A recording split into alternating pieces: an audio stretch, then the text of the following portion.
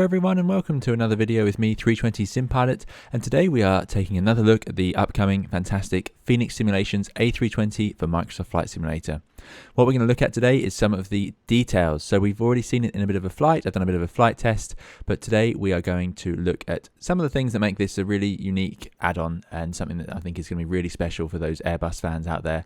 It is full of little bits of detail, and I'll use the word trivia, but I don't mean trivia, but bits that you just wouldn't expect necessarily to see in a flight simulator add-on. They're just fantastic. So I want to take you through some of those today, but there are loads, hundreds, plenty that I don't know about yet. So it will take, I'm sure I won't get them all today, but I hope this will be an interesting video for you anyway. And you'll just get to see the sort of quality you're getting with this aircraft.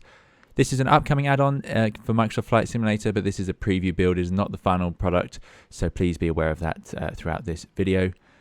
I am a real-world Airbus pilot, so I'm going to try and give you some extra context on your home simulations and talk about how we use this aircraft in the real world. But of course, none of this is for any real-world use. It's just for that extra context and hopefully give you a bit more information on the aircraft. So we're here on the ground in Olbia in our fantastic Air Tours retro livery, and we're going to take it up for a bit of a power-up and run through some details. First of all, on the exterior model, again, we've already seen some of this in my previous video, so do please watch those if you'd like to see some more.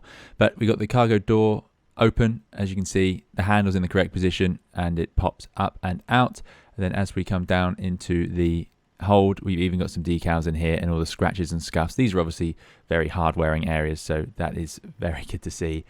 Yeah, really, really impressive. Max loading height stickers and everything. As we move back around the aircraft, here we have the rear outflow valve modelled correctly. It would be open at this stage, sat on the ground, so that is what you'd expect to see. That is where the ventilation from the cabin, or the air that we push into the airplane, is allowed out through that valve. In flight, that will close in order to pressurise the airplane, but on the ground it's left open because, of course, we don't want to pressurise the airplane on the ground under any circumstances because, of course, it could cause issues opening doors and so on. So those are just some of the many details on the exterior model. I mean, I could go on all day. We've got the custom steps connected to the rear doors. You'll notice that is all modelled and correct. And then as you come down the side of the fuselage, you'll see sort of the grime hanging off the windows. Again, this is a common thing on well-used airplanes. It's just, I think, from them sitting on the stands. But you can see it on an airplane that's just a few months old. You'll see that sort of those streaks running down from the windows. Very, very common. Amazing texturing work. And you can just get closer and closer and closer, and it just always looks fantastic. It's an astonishing piece of artwork on the exterior model to this airplane. As we move under the wings, you've seen the grime already, but I'll show you just once more. Coming out of the fuel cap here, streaking backwards. Yeah, that is exactly how the bottom of the wing's going to look after a little while in service. So this is a cold and dark aeroplane, and I've got it set with the chocks and some ground services on, as you can see. So here's the chocks modelled, which would be realistic. They'll always chock an airplane on stand. It's never left just on the parking brake. The idea is that you can actually release the parking brake on stand in the real aircraft. A lot of airlines will do that. If your jetty's attached, it's too late. You need to leave the parking brake set because the airplane will roll slightly onto the chocks when that happens. But yeah, it's quite common. Airlines that will, once the chocks are in, release the parking brake. It allows the brakes to cool quicker, so you may not need brake fans. If your airline doesn't fit brake fans, for example, that would be useful. And it, of course, reduces some of the pressure on the hydraulic system, so reducing wear and tear a little bit. What we're going to do, by the way, that's the landing light folded away with the streaks coming up behind it. What we're going to do is head up into the flight deck and have a look at some of the configuration options. Now, I said this is a cold and dark flight deck at the moment, sat on the ground here in Olbia. We've seen that you can open the windows, just click, and then you get that clackety-clack. And what that is there's a locking mechanism to stop the window then returning forward. So if I try and drag the window forward, it will not go. It only goes backwards. And that's true exactly to the real aircraft. It's designed so it can't slam shut. So there you go. So now it is locked open. There is another reason, which is there is an event, one particular emergency event, where we may need to open this window. It is a possibility. But having that so that it is locked and secure is obviously a safer option in that configuration, especially if you've got airflow. But there is a speed limit on the windows. You can't open them, obviously, when you're going very fast. So that's now clicked and back. I can't move it. You have to click this little unlock button, which makes that big clunk. It's a very strong, reassuring switch. And then as we come back, we can slide it forward. That's the jetty getting in the way. That's the scenery.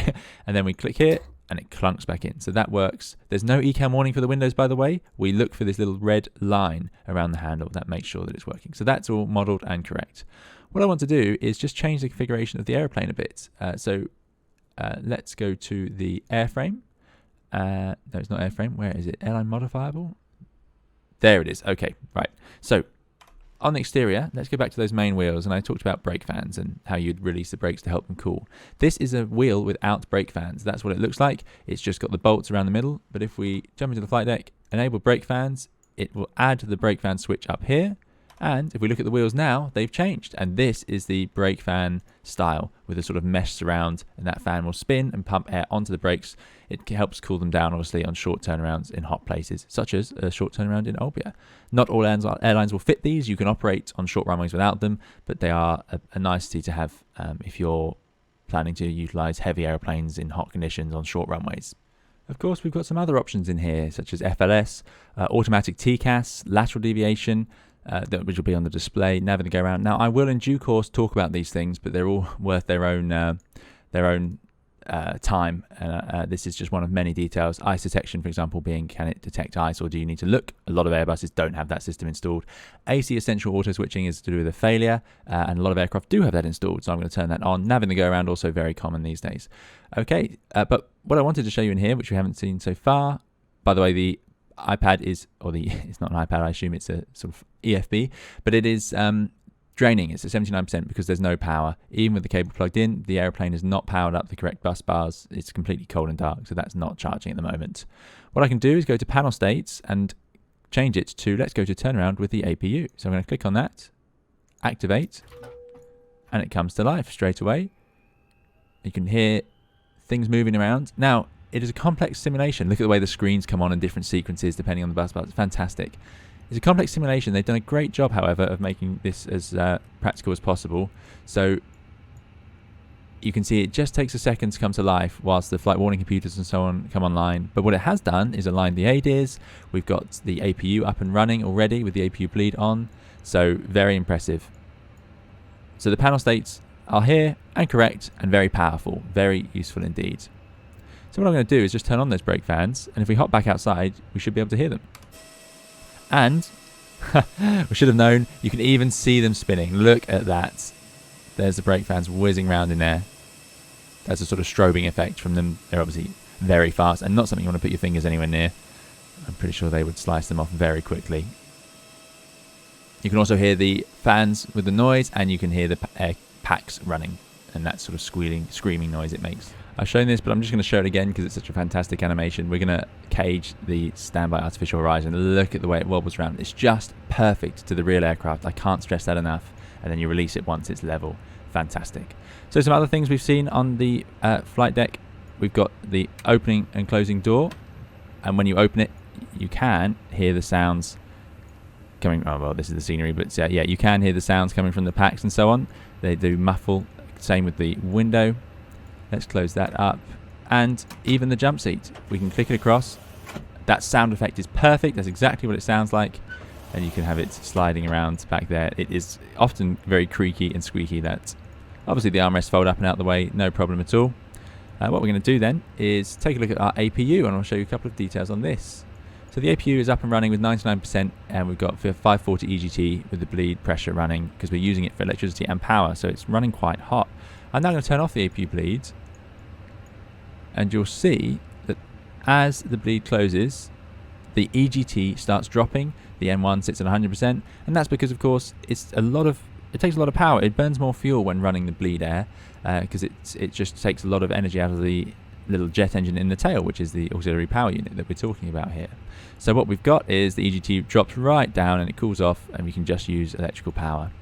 There is actually a thing that airlines will do, which is if you have external power available, even if you need to use the APU for your air conditioning, you can turn on the APU, run the air conditioning, and you'll actually have the ground power unit plugged in anyway, even with the APU, because it still saves a bit of fuel. So let's see if we can show that now. It's going to take a while for that EGT to come up. Here's the bleed arriving. I can see that on the bleed page. There's the APU feeding into the packs.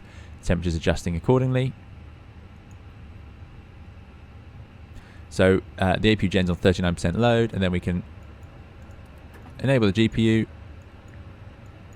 and now APGen to 0. I don't think that makes any effect on the EGT in the real aircraft either. Maybe a little bit, but yeah, there you go. Right, you can see that the flat position does not match my indicator, so we'd have to call an engineer. That's because I left my controls in the wrong place. But there we go. So let's turn off those brake fans, which obviously showed up in the ECAM memo.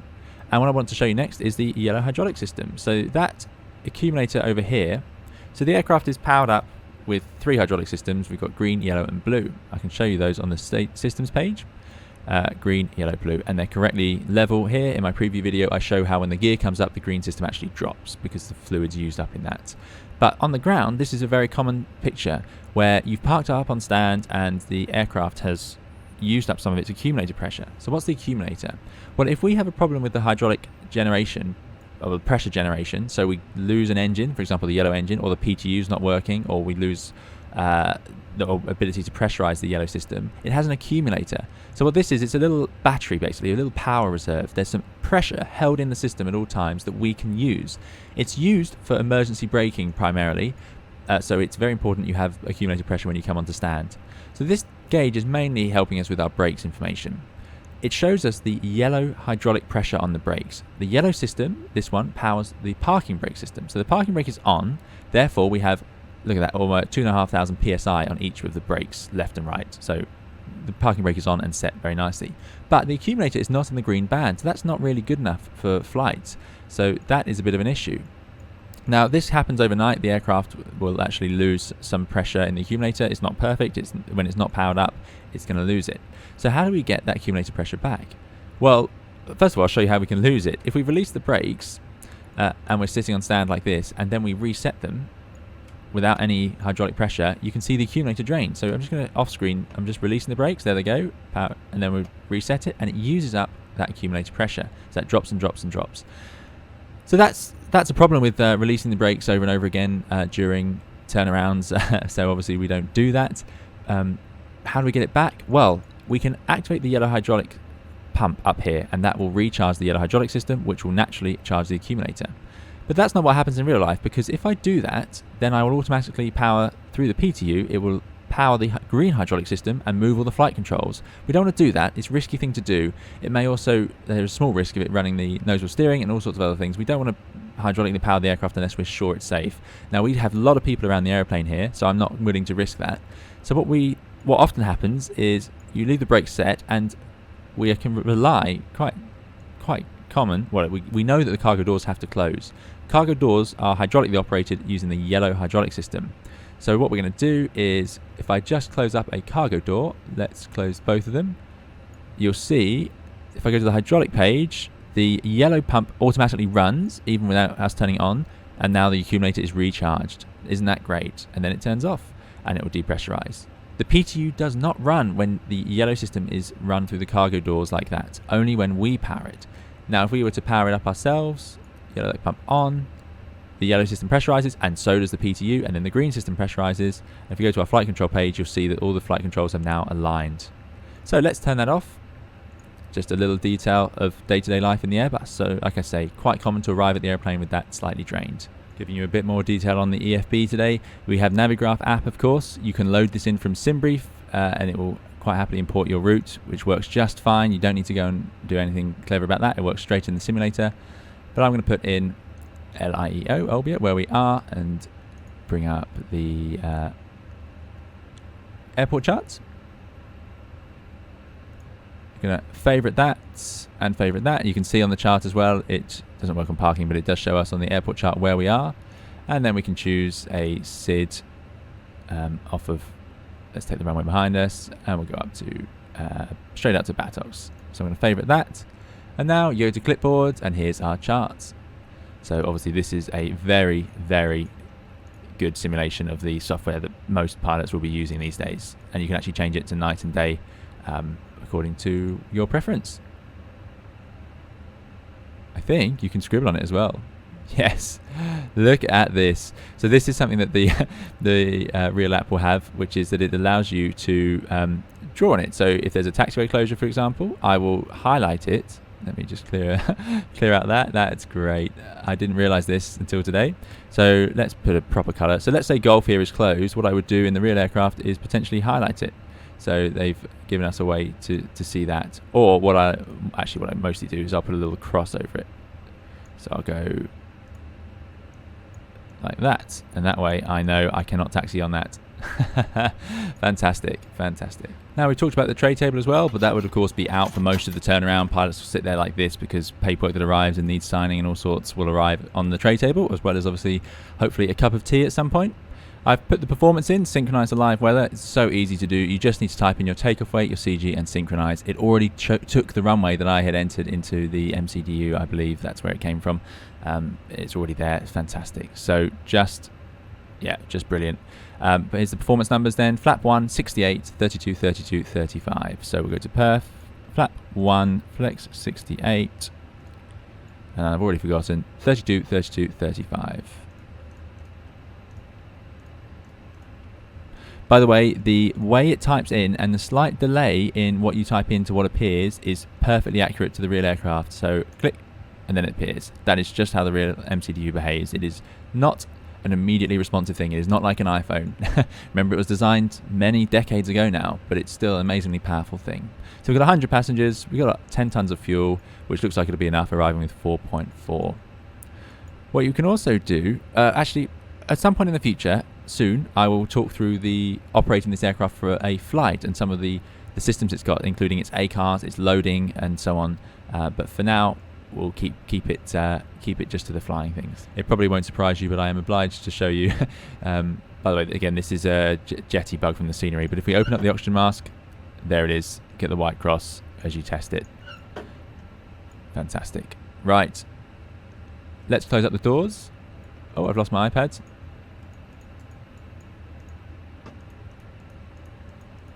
There we go.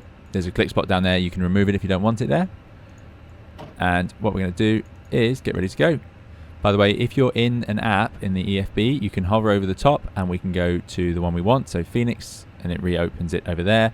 Then we're going to close up the doors. I want to close the bulk cargo, get rid of all the stairs. Let's connect the tug, remove the shocks. We don't need the GPU. Oh, maybe that was running. Shouldn't disconnect it unless you've disconnected it yourself. Put the seatbelt signs on. And the jetty has gone automatically because I had that set in options to be automatic. Where can I find that? There's so many different fantastic options in here.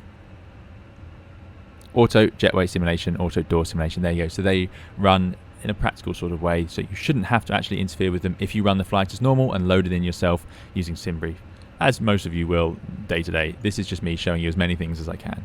I'm just going to turn off the seatbelt signs now, just to show you another detail. So they're now off.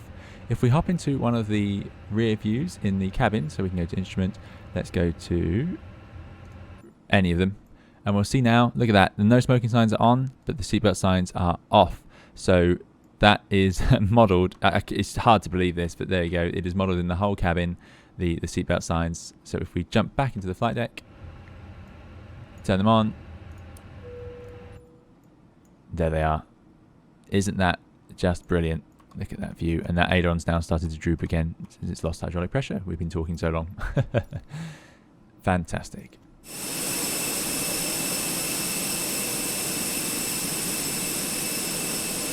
So it's time to push back. We're going to make sure, of course, our beacon is on. We're going to have the transponder to auto. Windows definitely closed, looking for that little red ring. And the flight deck door is locked. We've got a little message down there. So we can push back. Let's go. So we'll go to ground services. Parking brake is released. And we'll see the pressure drop. There it goes. The message disappears up there. And we'll start the pushback. And you can change the direction on this little arrow down here. Very handy little system. So next I want to talk about the APU and our start process. When we put the mode selector to ignition for the engine start, it will automatically bring up the engine page on here. And that is obviously simulated, but what I'm also going to show you is it will turn off the packs automatically. The real aircraft does this. So let's do that. Put it to ignition. And we need to use the air coming out of the APU, the bleed air, to start the engines. So the packs need to turn off. So the packs will now close down, and you can actually hear the change if I wasn't talking over it. look at it, just the graphics, the level of realism we're sitting at now. This is just fantastic. I'm so excited. So that now turns off the packs and closes them off. But if you sit there long enough, there you go.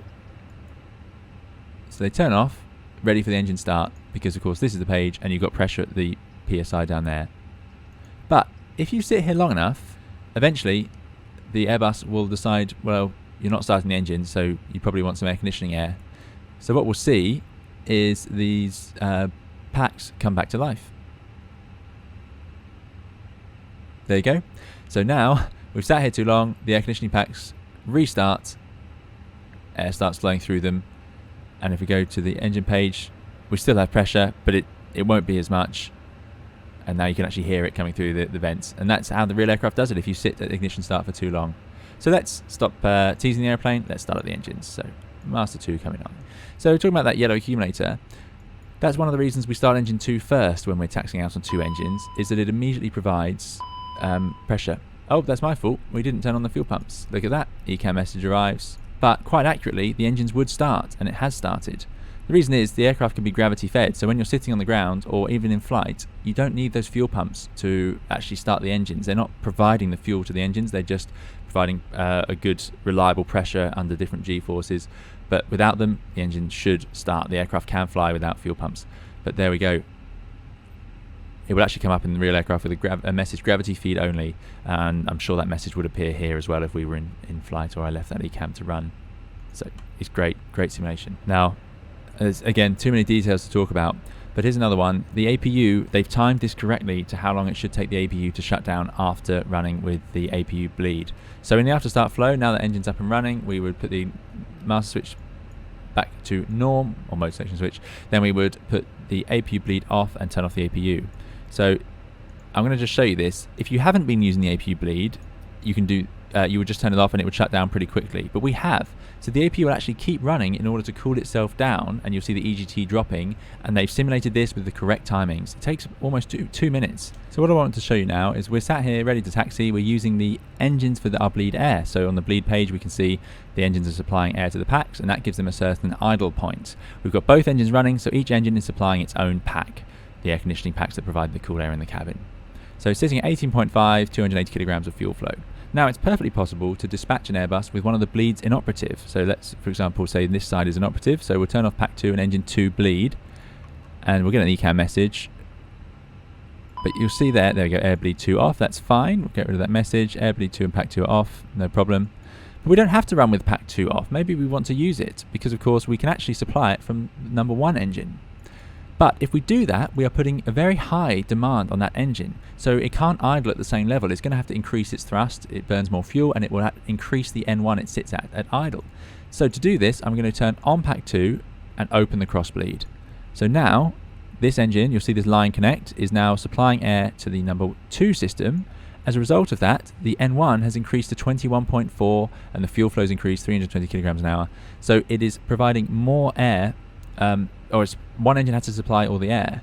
So this is the number 1 engine, so it had to increase its idle speed. So why did engine 2 increase its idle speed as well? Well, the Airbus is very clever, and it knows we don't want asymmetric thrust. So what it does is it matches them. So this is a configuration of taxiing out that can lead to hot brakes quite easily, but this is something that may happen. If you're on a hot day and you have one bleed system in op, you may need to configure the aircraft like this for the taxi out.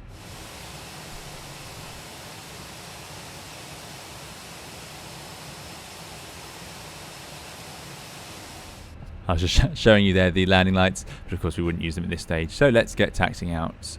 Got the nose lights on, brakes released, clear on the left, clear on the right. Let's go.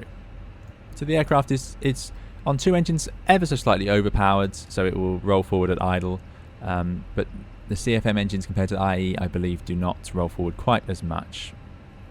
I recognise that aeroplane. So let's taxi out here. Max wingspan 36 metres, which the 320 comfortably fits. It's just under 36 metres, so it's normal sort of apron for us to be using.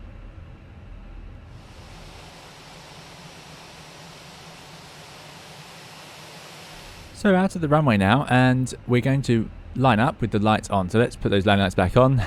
But talking about the lights, let's show you as well. Oh, you can do them independently or together. Let me get this right. There it is. We're also going to put the strobe lights on. And if we go outside, oh, there's another little detail. Standby compass, very rarely used, but there it is just in case you wanted it. If we jump outside, we're going to see the strobe lights actually blink in the correct sequence. Now, this isn't something I knew until the Fenix, but look at that. The Airbus does a double flash, and you can see it flashes front and back. And I wouldn't even know the order, because of course you can't look at these in real life. They're far too bright. It's not healthy for you to look at. But yeah, they are flashing 1 then 2, and the Airbus does a double flash, and I didn't realise the strobe light was using 2 different bulbs when it did that. Very cool. Also, we've got the nav light system on 1, so you can see the front green light lit up. If we were to swap it over to nav system 2, then you get to the rear light lit up. So that's all modelled and correct, as you'd expect. Or as you'd hope, I suppose I should say. Now, this aircraft deserves it, so I'm going to treat you to another takeoff with the sounds turned right up. So please do enjoy. I'll speak to you again in the air. We'll look at a few more details. Okay, this will be a flat 1 rolling takeoff.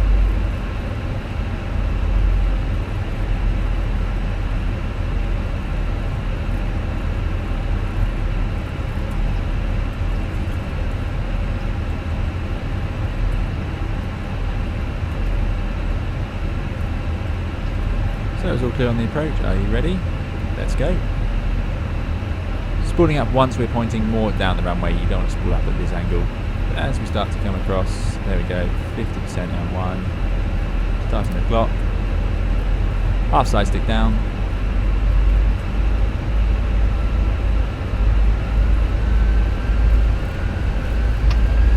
Man, Flex 68 SRS runway, order thrust blue.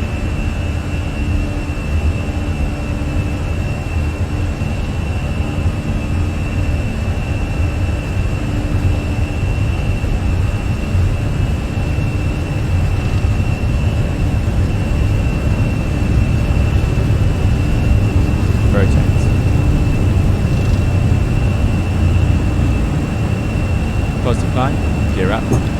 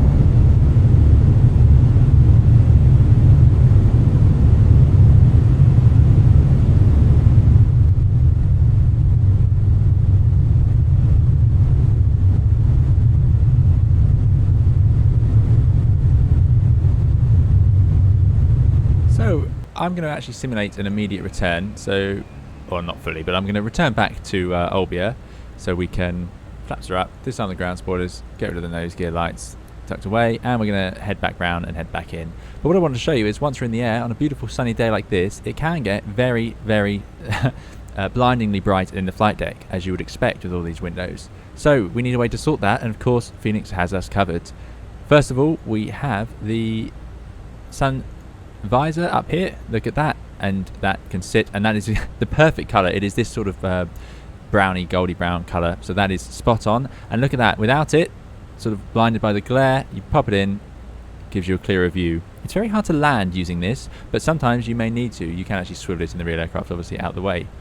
So that is great, and it runs on this ball joint up here. Yeah, really, really like it.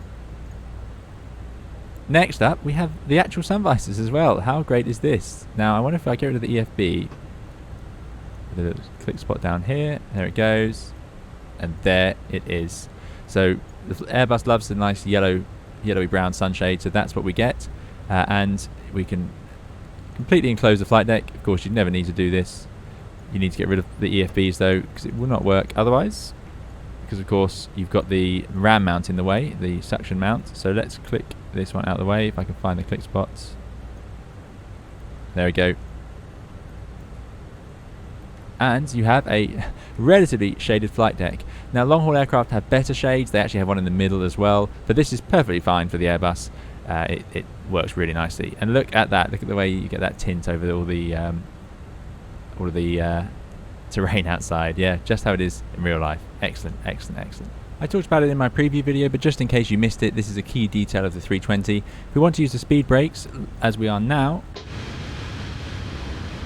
if I put the speed brakes out fully, speed brake lever to full, outside, you'll see that they actually deploy to about that much. That's because in the real Airbus, they won't deploy beyond half, even if you move the speed brake lever there. If I now disconnect the autopilot, and I'll do that from the outside view, then you'll see them deploy fully. Autopilot off, and up come the speed brakes fully.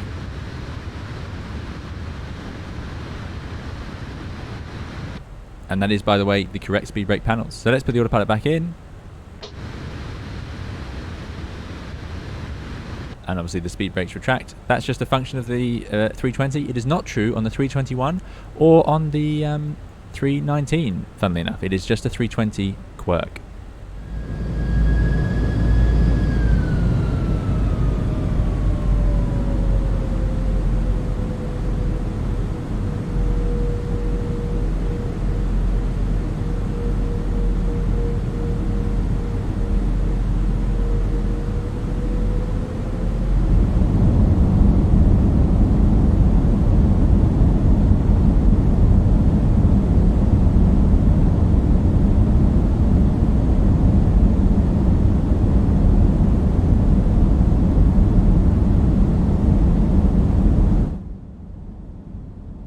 So the final detail I want to talk about with you today is the flap buffet. If we look at the trailing flaps, they're obviously connected to the wing via these flap mechanisms, but they are slightly loose in the middle here. And on the real aircraft, those of you keen passengers would have seen it, the flaps actually buffet a bit in the wind, and you can see that happening on this Airbus. How incredible is that? So keep an eye here, and you'll see, there it is, that inboard flap buffeting slightly. This is at flap 2. Now let's go to flap 3. And there it is, a bit more pronounced, and flap 4. Isn't that fantastic? Just like you expect to see in the real aircraft. So you get the flaps buffeting, and the outboard flap does it as well. Quite noticeable here on the inboard one, but you can actually see the outboard buffet, and that is normal to the real airplane. It is got a lot of moving air going over lots of curved and different angled surfaces, so it's no surprise there's a little bit of buffet. Amazing to see that simulated. I'm just going to move this view forward. Maybe we can get a better view of that inboard flap. There we go. Look at that. Fantastic. Amazing. Something we really I haven't seen before in a home simulator. Brilliant, brilliant, brilliant.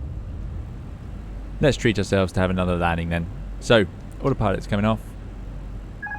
Downgrade to Cat 1, you'll notice on the PFD, which is normal because of course now it can no longer auto land.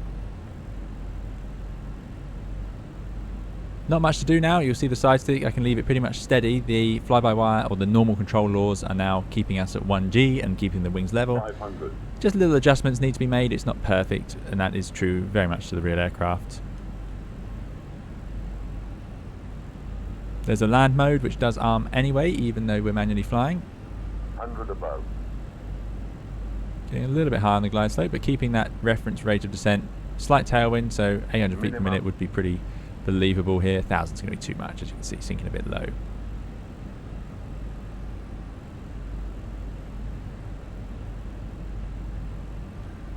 Now again, the glide slopes are a bit of a bug in Microsoft Flight Simulator right now, so we'll ignore that. 40, 30, 20. Idle, holding it there. 5. Need to settle down at some point. There we go. Get the reversers out. Medium auto brake. So we've got spoilers, reverse green, and decel. Fantastic sounds. Unbelievable sounds. 70 knots, idle reverse. Runway looks shorter, but actually you'll see that it's just caused by this bump. So I'm going to release the auto brakes. And welcome back to Olbia. Short flight, but I hope you've enjoyed some of those details.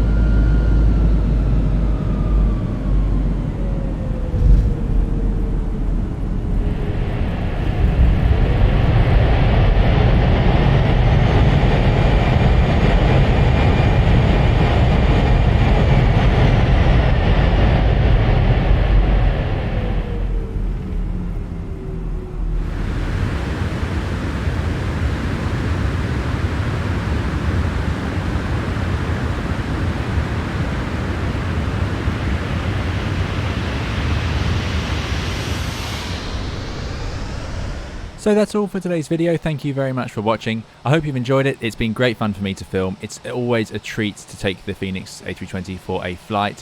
So much more to cover in the future. I've once again only scratched the surface, if I've even done that, on this fantastic add-on. Endless details to talk about, but I hope you've enjoyed the ones today. They're just some things that amuse me and that I quite liked about, and I've discovered a few more even whilst using it for today's video. There'll be plenty more guides, videos and live streams where I'll talk about real-world Airbus experiences and give guides on how we operate the aircraft in real life, so do please subscribe if you'd like to see more of those. We'll also be live streaming this aircraft at some point soon, as well as other airliners on the channel, so do please subscribe if you'd like to see more of that. Thank you very much for watching. Bye bye.